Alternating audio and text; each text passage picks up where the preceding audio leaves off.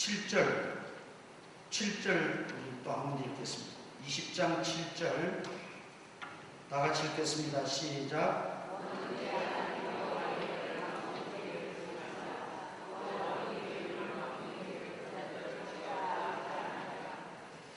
자, 하나님의 이름을 망령되이 부르지 말라. 우리가 언어, 입술의 범죄가 크게 두 가지가 있는데 하나님께 대한 범죄가 있어요. 그리고 이웃, 상대방, 사람에 대한 범죄가 있습니다. 입술로 말로 하나님께 범하는 것은 하나님의 이름을 망령되이 일컫는 것입니다. 하나님의 이름을 망령되이 일컬을 때 하나님을 향하여 입술로 범죄한다. 사람, 이웃, 상대방에 대하여서는 우리가 거짓말하는 것, 거짓 증언하지 말라, 거짓말하지 말라 그런 말이죠. 지난 시간에 우리 8계명 도둑질하지 말라 그랬고 오늘 9계명 거짓 증언하지 말라 그랬어요. 어떤 죄가 더 나쁠 것 같아요? 어떤 죄가 더 나쁠 것 같아요? 도둑질하는 게 나쁠 것 같습니까? 거짓말하는 게 나쁠 것 같습니다. 도둑질한 것은 물건을 돌려줄 수가 있어요. 갚을 수가 있어요. 2배로 갚든 4배로 갚든. 그러나 거짓말한 것은 갚을 수가 없다는 거지. 이 거짓말의 내용은 여러 가지가 있습니다. 속이는 것, 위증하는 것, 위증은 어디서 쓰는 용어입니까? 법정에서 쓰는 용어죠. 위증하게 되면 그것도 벌을 받죠. 또 국회에서 선서할 때 그 증인들이 정원석에 앉기 전에 선서하잖아요. 그 위증에 대한 벌을 달게 받겠다는 선서예요. 위증. 그 다음에 중상모략하는 것, 그것도 거짓말에 속합니다. 중상모략. 그 다음에 이제 지나친 과장, 심지어 아첨하는 것도.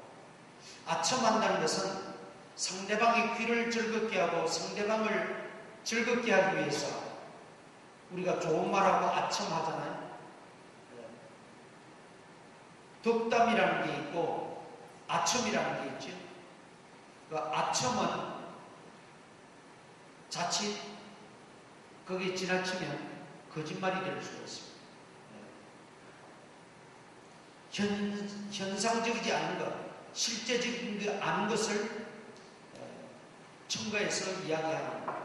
단순히 듣는 사람 상대방의 귀를 즐겁게 하고 기분을 좋게 하기 위해서 때로는 그 사람을 높여주기 위해서 한다고 하지만은 그것이 실제가 아니고 진실이 아닐 때 사실적인 것이 아닌 걸 과장해서라든지 더 첨가해서라든지 할 때 그게 또 거짓말이 될 수 있다. 우리가 속임, 위증, 지나친 과장, 아첨의 말, 또 중상모략하는 것 이런 것들을 우리가 다 포함시켜서 9계명에 적용할 수가 있다 이 말이죠. 또 한 가지가 있죠. 우리가 흔히 말하는 선의의 거짓말.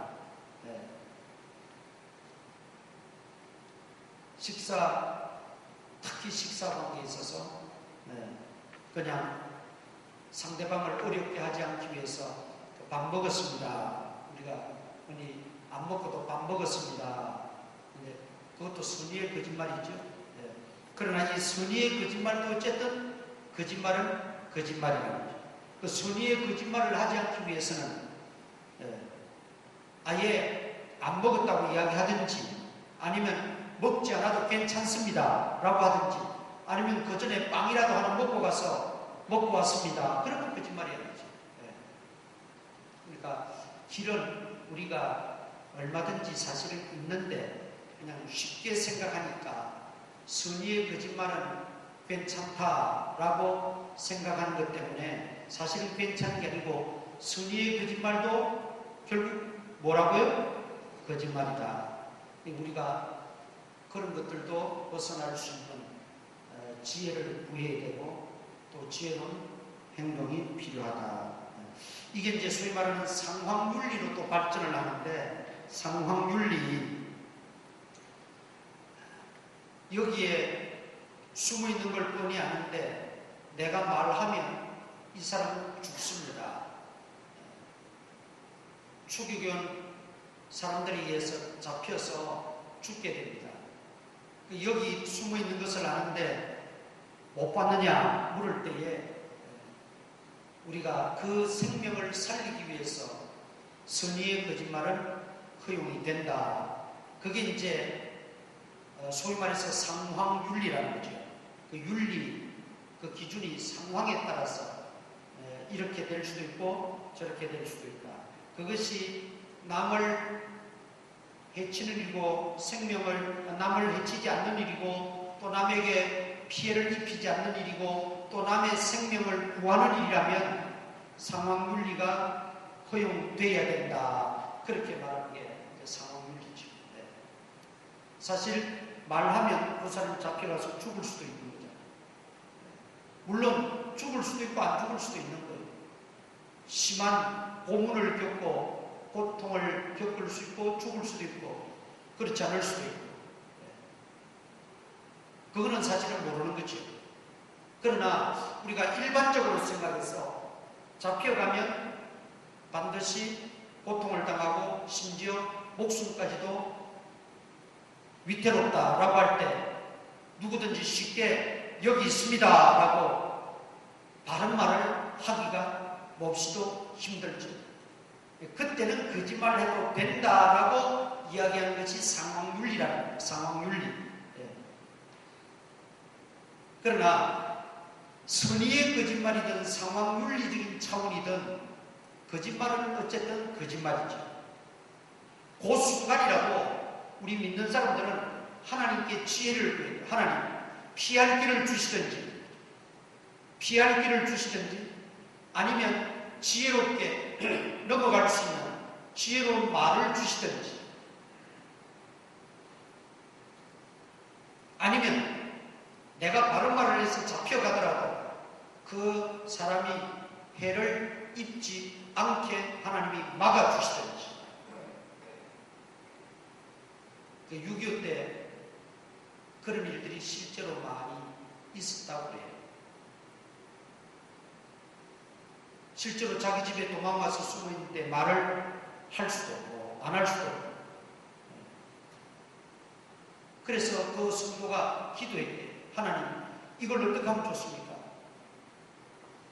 상황윤리적이든 선의의 거짓말이든 거짓말은 거짓말이라고 배웠는데 하나님 거짓말 해서는 안 되겠고 거짓말 안 하고 바른 말을 하고 가르쳐주는 이 사람이 위태로운데 하나님 어떻게 하면 좋을까요? 하나님 지혜를 주죠. 입을 다물고 있으라고. 무슨 말을 묻더라도 그냥 입 다물고 있으라고. 그래서 와서 묻는데 입을 꾹 다물고 있었대요. 그냥. 그러니까 이 사람은 듣지 못하는 사람인 줄 알고 못 듣는 사람인 줄 알고 그냥 묻다가 나가버리더래요. 그 상황을 극복한 거죠. 그 못 들은 척 하는 것도 속이는 것 아닙니까? 그거는 아니에요. 거기에 무릎에 대해서 침묵한 거죠. 말을 안 한 것이죠. 그리고 우리가 상황윤리는 허용이 된다고만 생각하고 쉽게 그냥 넘어가려고 할 것이 아니라 그런 상황 속에서도 피치 못할 정말 이러지도 저러지도 못할 그런 진퇴양난의 상황에서도 그냥 상황윤리니까 선의의 거짓말은 괜찮으니까 하고 넘어가면 해결의 신말이 가버리고 그러나 그 순간 하나님 앞에 지혜를 구하고 하나님 어떻게 할까요? 하나님 앞에 지혜를 구하면 하나님은 어떤 모양으로든지 우리에게 지혜를 주시고 피할 길을 내신다는 것이죠. 피할 길을 허락하신다는 거죠. 그러니까 중요한 것은 우리가 지금까지 어떤 그런 섭성에 젖어와서 살기 때문에 누구나 할 것 없이 쉽게 생각한다는 거예요. 그러나 우리 그리스도인들은 또 계명에 준하여 우리가 살아갈 때에 선의의 거짓말 또는 뭐 저 사람에게는 피해가 없으니까 그렇게 간단하게 생각하지 말고 또 상황 윤리는 이런 정도에서는 허용이 되는 게 마땅하다고 생각하지 말고 하나님 앞에 지혜를 구해요. 하나님의 지혜를 구해요. 그러면 하나님이 지혜를 주시면 어떤 방법으로든지 피할 길을 주시고 감당할 수 있게 하시고 그 상황 윤리나 또는 어떤 선의의 거짓말에 빠지지 않도록 우리를 지켜주신다는 것이죠.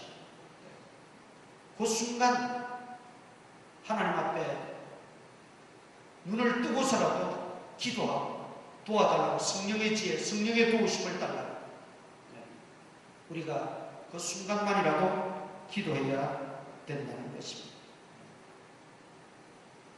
그래서 성경이 우리에게 계명으로 이렇게 주신 이유는 우리가 쉽게 넘어가고 쉽게 생각하고 쉽게 범할 수 있는 그런 문제까지라도 차단시키기 위해서 그 계명으로 우리에게 주셨다라는 것을 잊어서는 안 됩니다.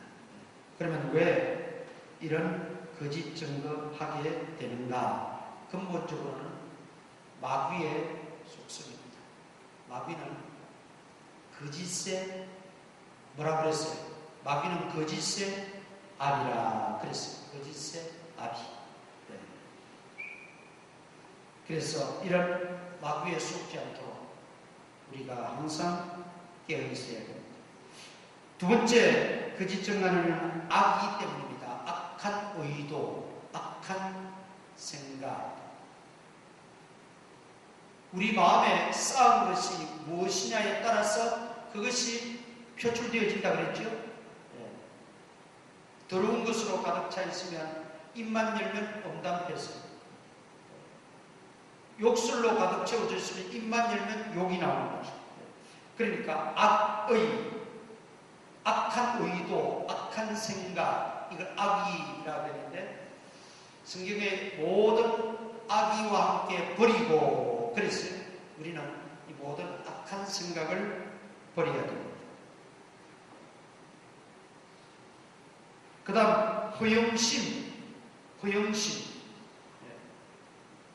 허영심에 살아가는 사람들은 이 거짓 증언을 하게 된다라는 것이죠. 그 다음에 자신의 이득을 위한 이기심.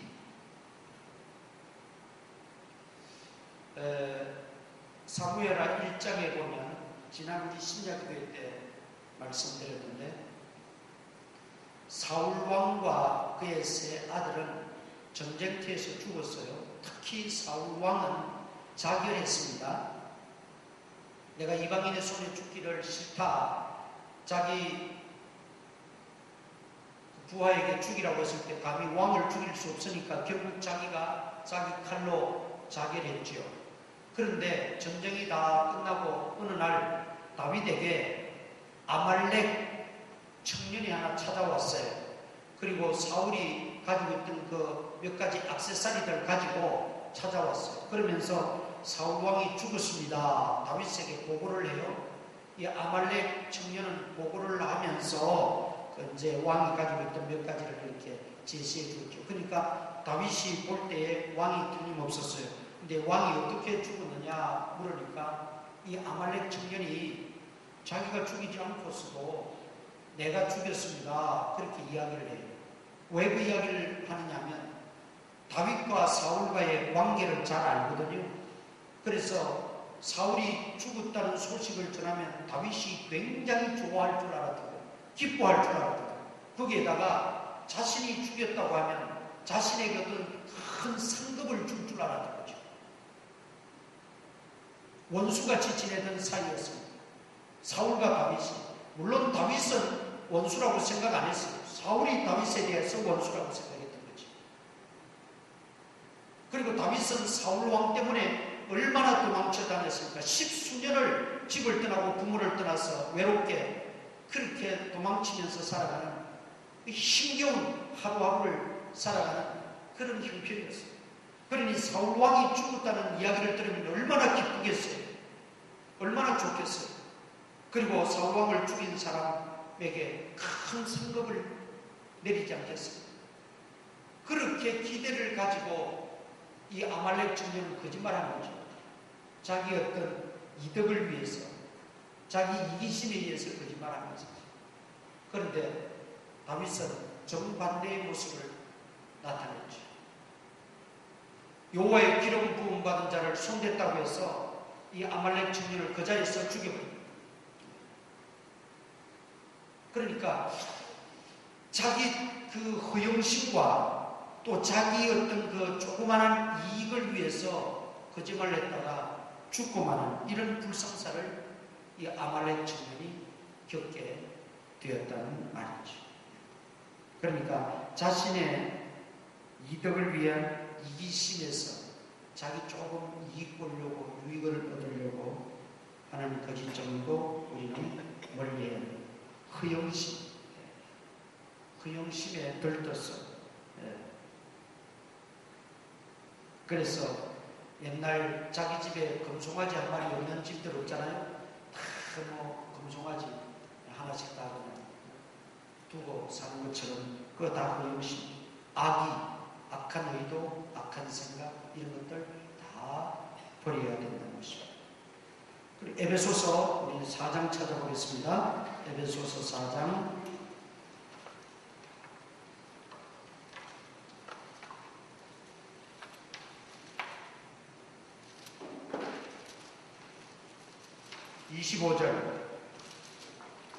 25절 다 같이 읽겠습니다. 시작. 그런즉 거짓을 버리고 각각 그 이웃과도 참된 것을 말하라. 이는 우리가 서로 지체가 됩니다. 그 다음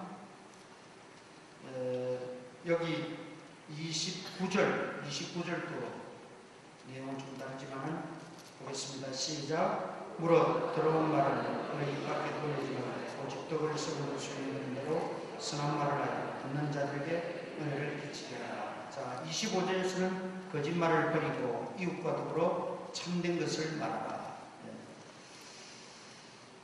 참된 말을 하라. 우리가 참된 말을 하라. 그 다음에 그 참된 말을 어떻게 중심을 두고 해야 되느냐. 29절에 덕을 세우는 말을 해야 됩니다. 덕이 되지 않으면, 내가 그 말을 해서 덕이 되지 않으면 참말이라도 하지 말고, 덕을 세우는데 소용되는 말을 하면 그 말은 거짓말이 아닙니다. 그 다음 두 번째, 은혜를 끼치게 하라. 은혜 끼치는 말은 거짓말이 될 수가 없습니다. 덕을 세우고 은혜를 끼치는 말, 이것은 거짓말로는 안 되는 거죠. 그러니까 항상 우리 중심이 그냥 거짓말하지 않겠다 하면 또 나중에 거짓말하게 되고 또 똑같이 되어요.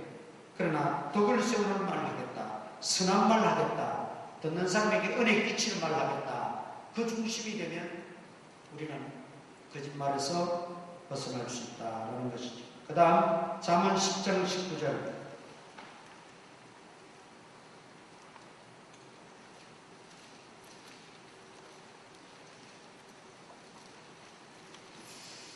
잠언 10장 19절 한 절 다 같이 읽겠습니다. 시작. 말이 많으면 우물을 나게 하고 그 입술을 제어하는 자는 지혜가 있는다. 자, 거짓말을 이기는 비결도 바로 여기 있습니다. 말을 어떻게 하라는 거예요? 적게 하라. 말이 많으면 허물을 면하기 어렵다. 또 다른 성경에서 뭐라고 그랬어요? 말이 많으면 뭐가 많다고 그랬어요? 네, 실수가 많다 그랬죠. 그러니까 말에 실수하지 않는 자가 어떤 사람이라고 그랬어요? 온전한 자라 그랬죠? 말에 실수하지 않고 온전한 자가 되려면 말을 어떻게 해야 된다고요? 적게 하는 수밖에 없는 거예요. 말이 많으면 허물을 명키 어렵다. 그러니까 거짓말을 이기는 비결도 말수를 줄여야 된다는 거죠. 말을 적게 해야 됩니다. 그래서 할 수 있으면 우리가 그렇다고 말을 안 하면 살 수는 없죠. 또 해야 될 말은 해야죠. 그러나 그럼에도 불구하고 우리는 할 수 있으면 말을 줄이고 안 하는 게 좋다. 저도 저 개인적인 이야기지만은 아차차 할 때, 야, 내가 이게 아직도 멀었는데 내가 나이가 드나 하는 생각이 드는 게 자꾸 이제 저 위에 목사님들도 노예 이렇게 많지만 또 저 아래에 목사님들이 이렇게 있는데 내가 말을 하다가도 아차아차 싶을 때가 많아요. 깜짝깜짝 놀랄 때가 많아요. 내가 듣기만 해야 되겠다. 그러고 갔는데 내가 말을 하고 있어요. 하고 있더라고요. 그래서 아차 싶어가지고 이게 나이 드는 죄송합니다. 이게 나이 드는 징조인가. 내가 정신이 번쩍번쩍 들 때가 있어요. 좋은 말도 줄여야 돼요. 그래서 우리가 꼭 해야 될 말들은 해야 되지만 그렇지 않은 경우는 말을 적게 하라. 그 다음 10편, 19편, 14절 찾아보겠습니다.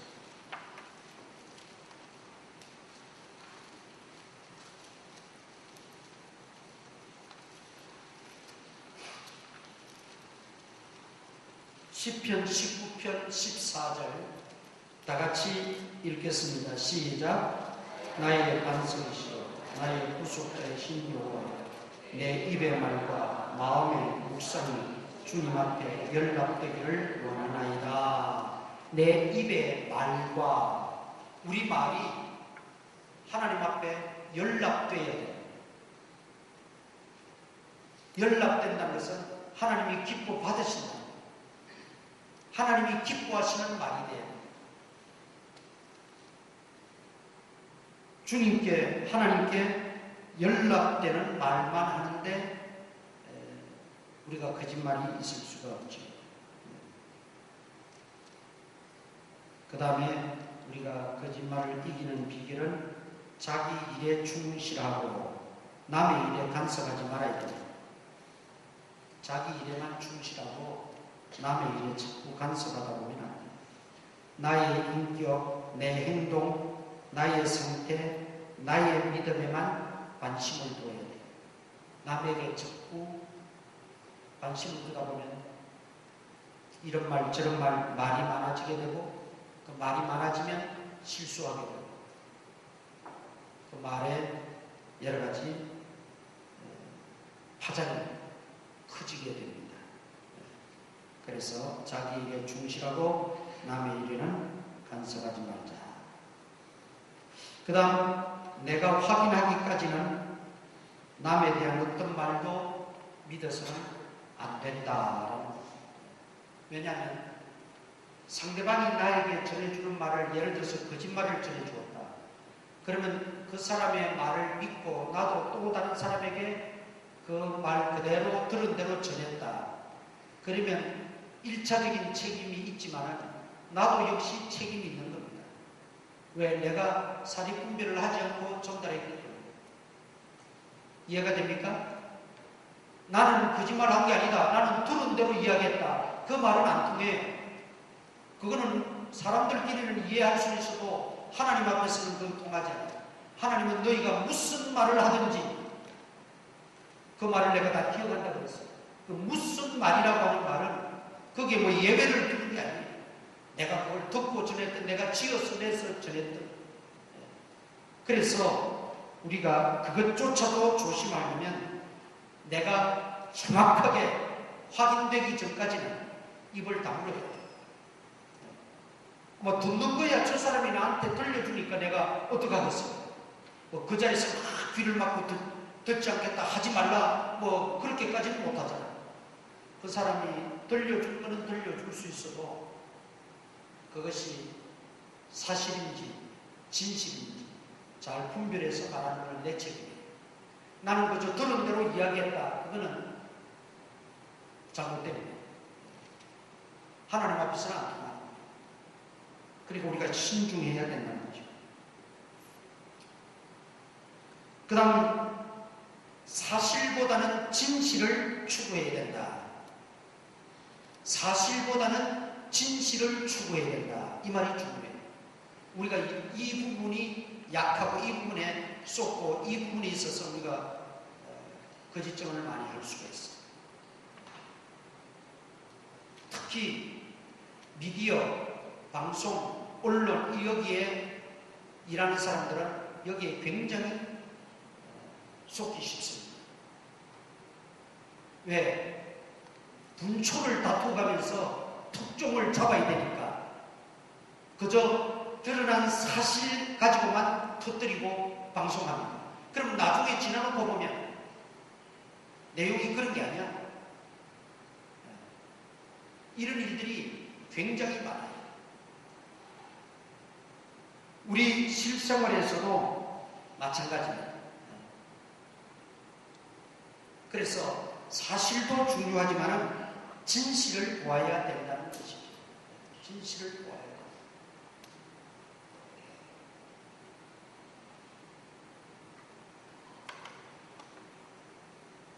진실을 파악하기 전까지는 우리가 입을 다무는 게 좋습니다. 그 사실이 사실이라 할지라도 내가 그 속에 들어가 진실을 파악하기까지는 입을 다무는 게 좋다. 사실은 사실이고 그 속에 진실이 담겨 있을 수 있어요. 그 진실로 사실을 보면 그 사실이 아닐 수도 있어요. 그래서 사실보다는 진실이 더 중요하다는 거예요. 진실을 발견하기까지는 우리가 입을 다무는 게 좋다. 그렇지 않고 사실에만 얽매이고 사실에만 쫓기고 사실 가지고만 먼저 입을 열고 나면 그것이 실수할 수도 있고 거짓말이 될 수도 있다라는 거죠. 유시민 작가 잘 아시죠? 유시민 씨가 KBS 토론 방송에 나와서 최저임금 이야기를 하면서 30년 동안 봉제공장에서 일을 했는데 최저임금에도 미치지 못하는 공급을 받고 있다. 그 기사를 거론하면서 도대체 30년 동안 일했는데 최저임금을 주지 못하는 그 회사와 그 사장이 악덕 기업주지 왜 최저임금제가 잘못이냐 그 이야기를 했습니다. 그러니까 그 사실만 듣고 모두가 박수를 쳤어요. 그런데 나중에 그 진실이 밝혀졌어요. 30년 아니라 40년 일한 사람도 최저임금을 못 받아요. 왜? 일거리가 없으니까. 버는 게 없으니까 쉽게 말하면. 소득이 그렇게 안 되니까. 그러나 그 사람들은 그렇게 바꿔서라도 거기서 일을 해야 일자리가 그나마 붙어 있는 거예요. 진실은 그거였어요. 사실만 보면 앞에 말한 게 맞아요. 마치 악덕 기업주, 아니 30년 데리고 일했는데 최저임금도 못 주는 게 말이 안 되지요. 실제로 못 주고 있고 사실입니다. 그런데 진실을 파악하고 진실을 이야기해요. 그럼 나는 사실대로 이야기했다. 그럼 뭐가 잘못이냐? 그럴 수 있지요. 그런데 그게 사람들끼리는 일반 상식으로는 용납이 된다 할지라도 하나님 앞에서는 용납이 안 돼요. 그걸 알아요. 그것이 10계명에서 9계명을 말할 이유입니다. 계명을 배우고 계명을 알고 계명을 지켜 행해야 되는 그리스도인들은 사실보다도 진실에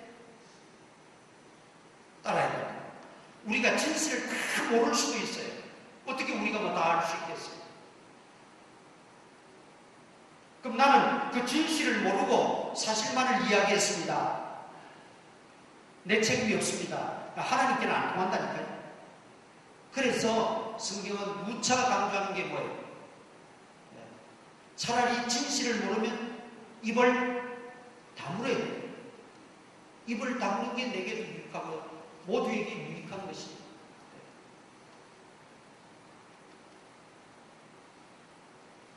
그러니까 사실보다는 진실을 추구하라. 우리가 이거는 한 차원 높은 계명입니다. 세상 사람들은 별로 관심 없어요. 이것에 대해서. 그저 사실만 파고들고 사실만 말하고 사실만 밝히고 여기만 온통 신경이 쓰이지 사실 너머의 그 진실 파악을 하고 진실을 말하고 진실을 알리고 하는 것에는 별 관심이 없습니다. 그러나 하나님은 제9계명을 말할 때는 바로 이것까지도 말씀하고 계시다.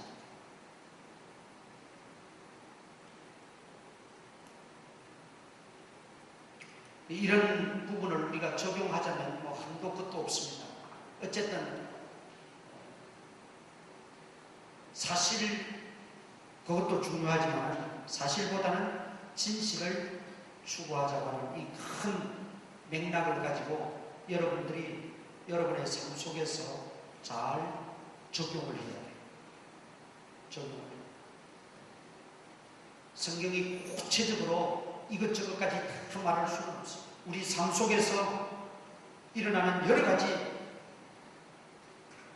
일들 속에 사실보다 진실을 추구해야 된다는 것만 크게 우리가 붙들고 있으면 중심을 잡을 수가 있습니다. 그래서 보도되어지는 것들이 요즘 무슨 거짓 보도라고 하고 그런 것들이 많다고 그러죠. 보도되어진 것이 전부가 아니고 진실이 아니에요. 우리에게 들어오는 정보들이 다 진실이 아니에요. 정말 진실하시고 진실된 말씀은 하나님과 그리스도와 하나님 말씀밖에 없습니다. 그 외에 모든 정보나 모든 지식, 모든 것들은 모든 사람은 다 부족해요.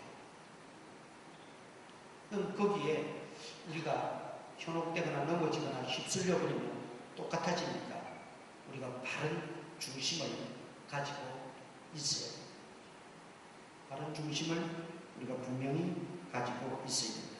마지막으로 성령에 의존해야 됩니다. 베드로전서 3장 10절 찾아보겠습니다. 베드로전서 3장 10절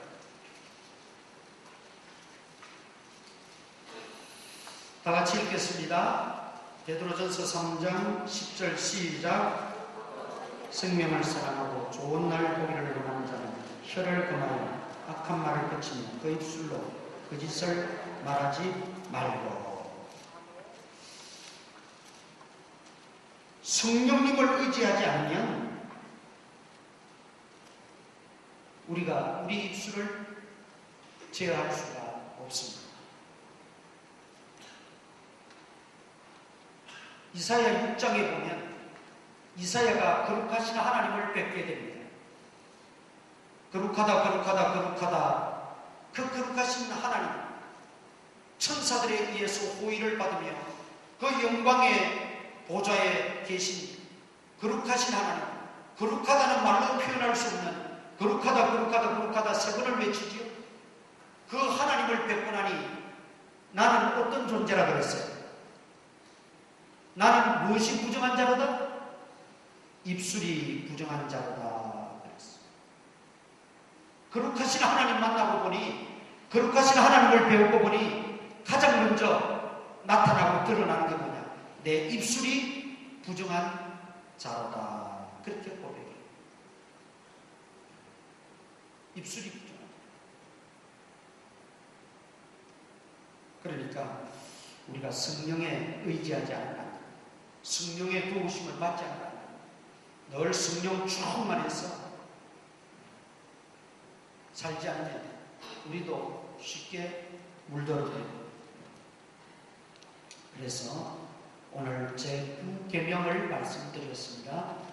여러분들이 마음에 잘 새기고 다시 한번 정돈이 되셔서 우리 실생활 속에서 가장 많이 범할 수 있는 계명이 9계명입니다. 우리가 뭐 살인을, 도둑질, 그것보다도 이 9계명은 남녀노소 빈부귀천을 물론하고 심지어 믿든 믿지 않든 상관없이 우리가 가장 범하기 쉬운 것입니다. 그래서 이 9계명을 항상 명심하지 않으면, 깨어있지 않으면, 우리가 이것을 마음에 염두에 두지 않으면 항상 그냥 쉽게 무너지고 쉽게 범하고 쉽게 넘어가 버리는 그 계명이 9계명입니다. 그러니까 우리가 오늘 말씀을 잘 정돈하시고 우리 삶 속에 잘 적용이 되어서 이 계명을 지켜 행할 수 있는 우리 모두가 될 수 있기를 축원합니다.